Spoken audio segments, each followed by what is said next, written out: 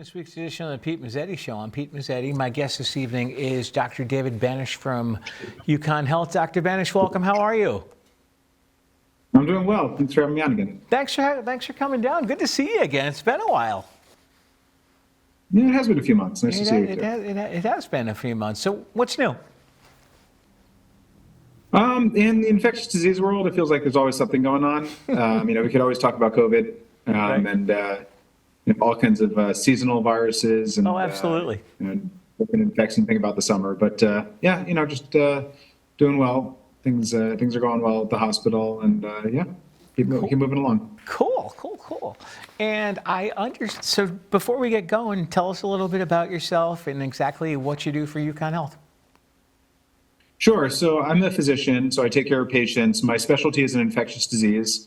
So I take care of patients both in the hospital and also in the office with various infectious diseases. And then my other role is in epidemiology, so kind of more of like a public health role for UConn Health. Gotcha. Both kind of focusing on infections in the hospital and trying to prevent them, and also doing outreach with the community as well. You like doing outreach with the community? Yeah, I think a lot of what I do is education, so opportunities to educate our patients, educate the community, educate our staff on different infectious disease issues, something I enjoy. Absolutely. So, all right, I've got a list of stuff here tonight. Where would we like to start? Your pick. Well, everyone's always asking questions about COVID, so we can always talk about what's going on with COVID. All right, let's talk about COVID, where it is from where we started to where we are now. Yeah, I mean, certainly a far different place. I think COVID, it's not gone. It's certainly still with us, but we're not in the type of phase that we were in, even 2020 all the way to the beginning of 2022. Right. I mean, it's still in circulation and it's still something that we're working through, but not in an emergency kind of situation like we were when the pandemic originated. So I think we're in a better place. We're still seeing COVID occurring, but fortunately, a lot of immunity out there from vaccination, immunity from previous infections that's helped preventing it from having the severe consequences that we saw, in the first year, 2 years of the pandemic. Now, obviously, it's really important to get all of your vaccinations and all of your shots, correct? Yeah, I think, we're still seeing the benefits of vaccination. I think those who've been vaccinated still have protection, particularly against severe illness. And, when it comes down to it, that's really what's most critical, in order to, prevent folks from needing to require hospitalizations and, even thinking about the mortality that we saw, particularly in the earlier phases of the pandemic. So, yeah, the vaccination is key. I think a lot of questions coming up about what the future is going to look like with vaccines. I think that'll evolve over time. Absolutely. Now, how many different vaccines or different shots do we have now? Now, I think the predominant vaccines that are available are the Pfizer and the Moderna vaccines. Now we have boosters, bivalent boosters that are available for both of those. So those are really the primary vaccines that we're given. And there are some other vaccines that are available. The Novavax vaccine is a vaccine that had much less uptake. We certainly have less data on that particular vaccine. It's a little bit different than the Pfizer and Moderna vaccines, but they're out there. I think looking to the future, certainly it sounds like Moderna and Pfizer are going to continue to make vaccines available, likely updated vaccines based on the circulating variants that we're seeing. But I think we'll learn more about what the next phase of vaccines is going to look like in the coming months. Now, as far as if someone has had, obviously, if you've had all your shots, you can still get COVID, correct? Yeah, I mean, we're still seeing COVID occur even in people that are fully vaccinated and boosted. Generally, these are milder infections than we'd expect in folks that are sort of immune naive to COVID. Right. And that's really important. I think, when we think about what made COVID, or one of the aspects that made COVID such a huge, global crisis was that it was causing so much hospitalization, so much, morbidity and mortality. And I think the vaccines really do provide protection against that. Now, if someone has had COVID and has had all of their shots, is there another shot available for the person, or is it just take the medication and... Yeah, I mean, I think, in terms of the boosters, so, folks who have gotten the initial series of the vaccines and have had COVID, there may be some benefit to getting additional boosters. It's probably much less than someone who had never had any vaccines or never had any immunity from COVID before. Right. So I think, the group that we're most concerned in those kinds of situations are the higher risk folks, so older folks with medical conditions that would make them at higher risk for severe infection. The vaccine is particularly important for those groups, even if they've had the full series of the initial vaccines. Absolutely. And as far as, and I've started seeing TV commercials about Paxlovid and the other medications that are out there, how effective are they? Well, Paxlovid is now, it's really our first line treatment. Okay. We have a lot of data that's emerging that they're effective. Again, probably the most impactful in people that don't have pre-existing immunity from vaccination and infection. But there does still seem to be some benefit, even in folks that have been vaccinated. And I think the main focus for those would be the folks that are at highest risk. So people that have those medical conditions or older age that would predispose them to more severe infection. So, that's really the group that we're focusing on when it comes to Paxlovid, and trying to maximize the impact of the medication. Now, what type of drug is Paxlovid? What exactly is it? Yeah, so it's an antiviral medication. So essentially, it basically blocks virus from replicating. Okay. It's most effective, when given early, when the virus is kind of in that ramping up replication phase. Right. To basically try to drive down the amount of virus that's in the airways and lungs and the upper airways and the nasal mucosa of the throat, where the virus likes to replicate. So that's the goal of the medication, is to stop that replication and help folks recover and prevent that more severe infection that can occur later on. Absolutely, absolutely. And obviously, if people have questions about which medication they should take, is obviously call your physician and ask. Yeah, I mean, there's definitely things to consider. So I think the best approach is to, if you do have COVID, test positive, reaching out to your clinician to kind of do a full assessment and decide about how to proceed with antiviral medications, the way to go. Now, once they reach out to their clinician, is Paxlovid the most common medication that they can put you on? It is. Yeah, Paxlovid is really the predominant medication that we offer. There's an alternative medication really intended primarily for folks that, for one reason or another, can't take Paxlovid. But Paxlovid is really the predominant medication. And, we used to have some other alternates, like you may remember monoclonal antibodies. I think we talked about that at some point. I think we did. Those, unfortunately, they're not active against the currently circulating variants, so really not being offered at this point. So it's primarily Paxlovid and a couple of alternatives for folks that can't take it. Now let's talk about the current variants and exactly what it is and what it entails. So the most recent variant that we've seen circulate is called XBB. It's in the Omicron sort of family of variants. You may remember Omicron started circulating about a little more than a year ago. So that seems to be the primary subvariant that we're seeing, in the U.S. and across the world. We're seeing less severe infections overall. Whether that's related to this particular variant or some pre-existing pre-existing immunity that most people have from vaccination or prior infection, maybe a combination of both. I think it's a little difficult to tease that out, but XBB is the primary subvariant that we're seeing now. Now, is it important that people still wear masks with what's going on with the virus? Yeah, I think masking, it can have a role. I think, certainly in the public, we're seeing less and less masking. I think given where we are in the pandemic, I think that's expected and certainly reasonable. In most healthcare facilities still require masking. And I think a lot of facilities are looking at ways to potentially scale that back a bit. And, some individuals may choose to mask. Perhaps they're concerned that they are at higher risk and want to wear a mask to protect themselves. Yep. Even along with the other preventive measures like vaccination. So some folks are doing that. The other group, certainly those who are symptomatic with COVID, and even during that early period after COVID infection, wearing a mask is appropriate to prevent spreading to others if you need to go out in public. I think masking is still going to have a place, and I think with time we'll sort of understand how that's going to continue to fit as part of our protection strategies.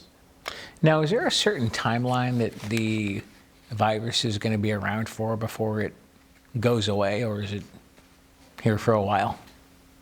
Yeah, I mean, I think there's anticipation that it'll probably be with us for a while. It'll be, the hope is that it'll sort of fold into the routine respiratory viruses that circulate, more commonly in the winter.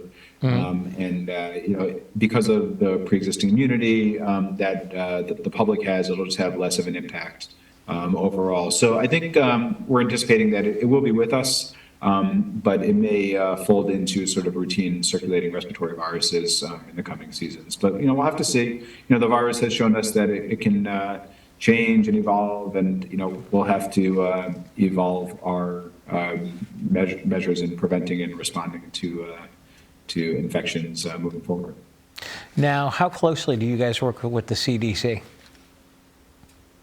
We work closely with, all of our public health agencies. So the CDC giving guidelines to the hospitals throughout the country, and then our, Connecticut Department of Public Health also is quite important in terms of providing guidance, and they can actually provide some regulations when it comes to infectious disease preparedness and response, and the different policies and procedures that we have regarding infectious diseases. So, I think we all work together, in order to best, protect the public.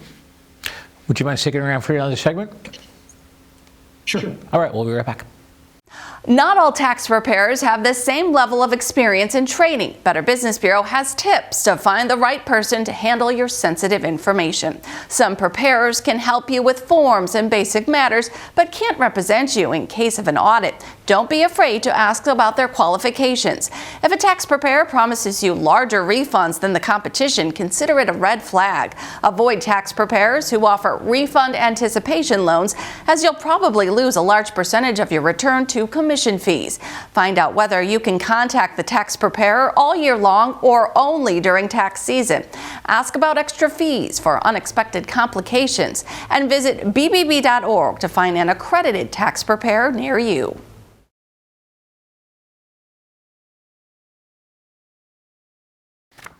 Welcome back to this week's edition of the Pete Mezzetti Show. I'm Pete Mezzetti, sitting here with Dr. David Banach from UCONN Health. Dr. Banach, welcome back. Thank you. Thank you. All right, so we talked about COVID, the neurovirus. Let's talk about tick-borne infections. Yeah, so, we always, now that spring's rolling around in summer, we're always on the lookout for these tick-borne infections that we see here in Connecticut. Right. And we have a climate here in the Northeast, particularly in Connecticut, that tends to attract ticks and expose people to ticks in the summer and fall. So always got to be mindful of what's out there and, how to handle different situations. Now, how do you handle as far as different situations? Obviously, the most common is wear long sleeves, correct? Yeah, so a lot of things you can do to protect yourself against tick infections. Keeping your body kind of covered is probably the most helpful thing, especially if you're going to be outside in wooded areas where there's going to be ticks residing. There's some other preventive measures that can be helpful. So, tick repellent available. Right. Particularly if you're going to be out in the brush or on the woods for a long period of time, that's a good way to go. And then, when you come inside, removing clothes, laundering them, particularly at high temperatures, is helpful. And then, doing a tick check also really important for folks, and also helping kids who are out inside and coming inside and doing tick checks, looking for any early signs of any tick attachment. All those are good preventive strategies in trying to avoid these kinds of infections. Now, as far as tick repellent goes, what's the difference? Because obviously, if you walk into the pharmacy, walk down the tick repellent aisle, you see a whole shelf full of different stuff. It's like, okay, what do I buy?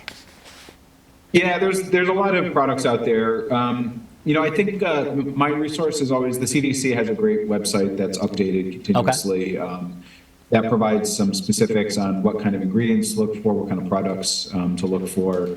I think those have been vetted and are considered to be safe and effective. So I think that's a good starting point. Literally just doing a Google search, CDC recommended, tick repellent, you'll get there. Okay. And you'll be able to see what's available and effective and specific products. There's certain repellents like DEET, you may have heard of containing repellent sure. that's been demonstrated to be quite effective. But there's a lot of things out there, and I think the CDC site is a good place to start. Absolutely, absolutely. Now, as far as, are there different types of ticks out there, or is there just one breed? Yeah, I mean, there's a lot of different types of ticks. Here in the Northeast, we typically see one type of tick called Ixodes tick, and that's the tick that carries the organisms that cause Lyme disease and the other common tick-borne infections here in the Northeast. But if you go to other parts of the world, even other parts of the United States, you'll see that there's other tick types that are out there, and they can carry different kinds of diseases. But here in the Northeast, it's really this one type of Ixodes tick. It's the deer tick because that's kind of the reservoir for this tick, and that's the one that we worry about that carries these different infections that we see here in the Northeast. Now, as far as how far does tick season run? Obviously, from now till, or is it a year round? Yeah, we typically think about it mostly late spring into the fall is when we tend to see most of the tick-borne infections here in Connecticut. Sometimes we'll see a sporadic case outside of that window, but in terms of really when the tick exposure is highest, we're looking at spring, summer, and early fall. So a good time to be thinking about how to protect yourself from these kinds of infections. And then, if you do see any signs of an infection or something that might be a tick-related infection, getting checked out is the right move. Obviously, it's pretty easy to check yourself out. Basically, check ticks in your hair, ticks in your body. Yeah, looking for any signs of a tick attachment. Sometimes they can be quite small. Important to be mindful of that. Okay. But there's other things to look for. I think with some infections like Lyme disease, the classic presentation is like the bullseye rash. So if you see anything that resembles that, particularly if you may have had tick exposure, that's something that you're going to want to get checked out. And then some of these other infections, things like Babesia, Anaplasma, they may present with sort of non-specific kinds of symptoms. So like sort of onset of fatigue and fevers, kind of like a flu-like illness, but in the middle of the summer when we don't really see flu. Think about these tick infections potentially being causes. Now, what is antismia? So Anaplasma, is that? Yes. So, I don't know if you're referring to Anaplasma. So that's probably one of the top 3 most common tick infections that we see here. It's caused by an organism that's essentially like a parasite that lives in these particular Ixodes ticks that we see in the Northeast. And people become infected with a tick bite. The organism basically can get into the blood, cause these flu-like symptoms. In most people, infections are relatively mild, but in some folks, particularly older folks, we see more serious infections and infections that can land people in the hospital. We need to get treated in the hospital, but generally it's milder symptoms, and people get treated in their doctor's offices or their clinics with oral antibiotic medication. Yeah, absolutely. And obviously, if you're in the hospital with a tick-borne infected area, obviously it's pretty serious. Yeah, we see them. We see these kinds of situations. Fortunately, they're not very common, but we do see Okay. a handful. Each year. Again, we're thinking mostly older folks, immune compromised folks are the ones who are at highest risk for these more severe infections that can result in hospitalization. Yeah, I mean, it's important that in the summertime, if you are feeling like you're getting sick and you may have had tick exposure, bringing that to your provider. Mentioning that you've had exposure to ticks, and these infections, particularly Anaplasma and Babesia, are relatively easy to check for, and we can run some tests and get you answers on those. And as far as when you say there's antibiotics available for a tick infection, what typically is the antibiotic that they put you on? It's variable. There's a few different options. Some of them, I think are specific to certain situations. Some examples include antibiotics like doxycycline. That's a very commonly prescribed antibiotic for some of these tick infections. But they're not active against all the different, tick infections. So, I think, probably the best step is to get evaluated, get any tests that need to be done, get you an answer as to what the infection is that you're treating, and then getting on appropriate treatment. And fortunately, we have these tests readily available, so that process can occur relatively quickly. Oh, really? So everything's pretty readily available as far as the medication goes? Yeah, the antibiotics, as well as the testing, is pretty readily available. Certainly, if this becomes on your radar, going out and seeing a healthcare provider to determine if you need to be tested and treated is the way to go. Absolutely. And back to for a second, we're going to go flip back to COVID, because both of my parents had COVID, and even though they had all of their shots, they were still put on. They actually, my mom called the doctor and was like, I don't feel well. So she went to the urgent care. Urgent care was like, oh yeah, you've got COVID. And she called the doctor, and they put her on Paxlovid. Well, I hope she's feeling better. Oh, absolutely. Absolutely. Good, pleased to hear that. But yeah, Paxlovid, still, can be effective, particularly for folks at higher risk, like older folks with COVID. I think the vaccines do provide some protection against, more severe infections, but then those at highest risk, Paxlovid provides, some extra protection to really help people recover and prevent hospitalizations. And then about 2 or 3 days later, my dad got it.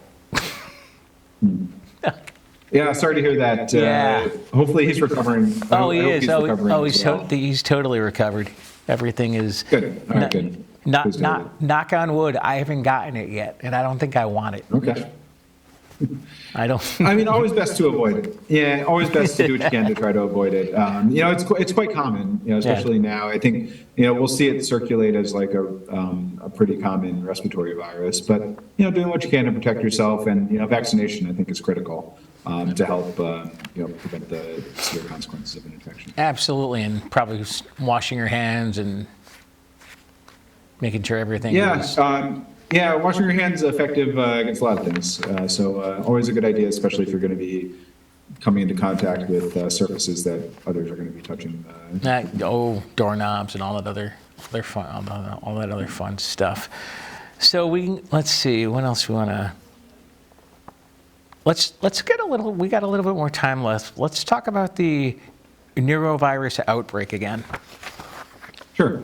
So yeah, norovirus, it's gotten a lot of attention this winter. Mm-hmm. So norovirus is it's a virus that causes mostly gastrointestinal symptoms. So nausea, diarrhea, abdominal pain, fevers, and we tend to see it mostly in kind of like clusters of cases and outbreaks. And I think there are certain settings that are particularly vulnerable. So we always hear about outbreaks on like cruise ships of norovirus. That's a big one.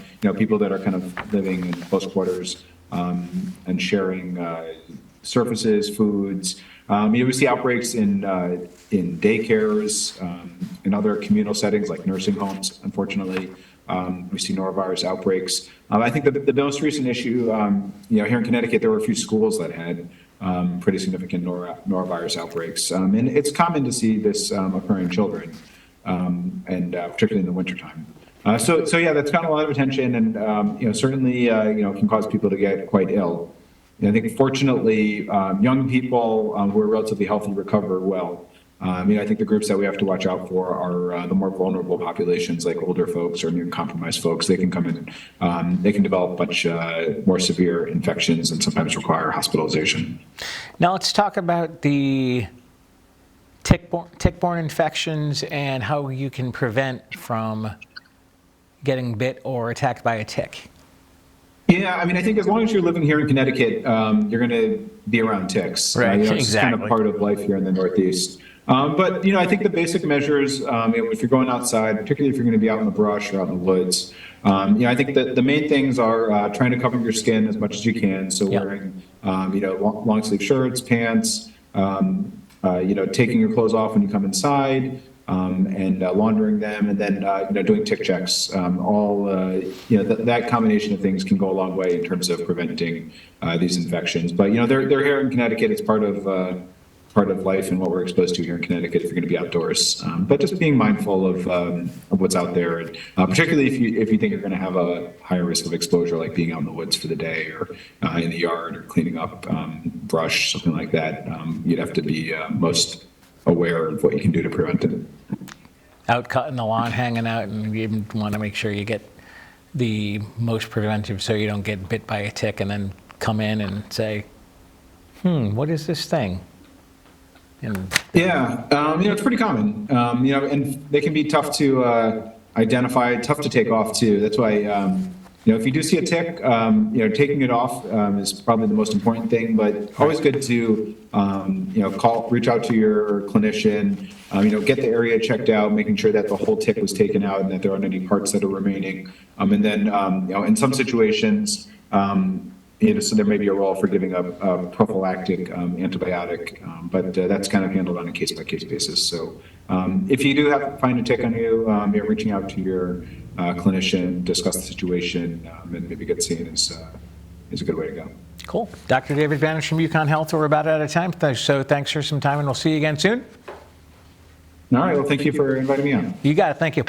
On behalf of Dr. David Banach, I'm Pete Mezzetti. Thanks. Good night, and we'll see you next time.